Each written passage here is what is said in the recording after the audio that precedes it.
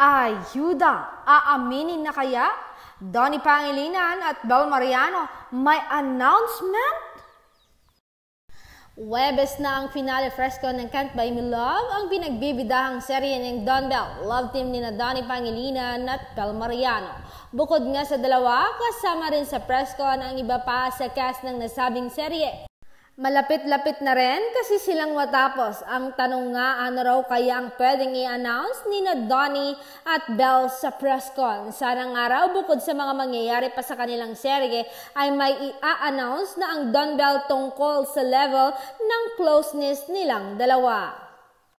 Nako, ang gusto yata ng iba ay umamin na sina Donnie at Bel kung more than friends na nga ba sila, ha?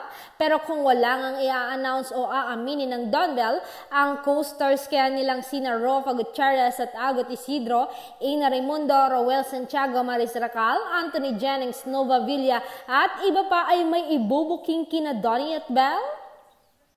Well, abangan na lang sa Huwebes. Anyway, ngayon pa lang ay nasa sad na ang karamihan si Can't Buy Me Love dahil patapos na nga ang taping nila. Aminado naman kasi ang cast na sobrang close sila at ang saya-saya kapag magkakasama sila sa set.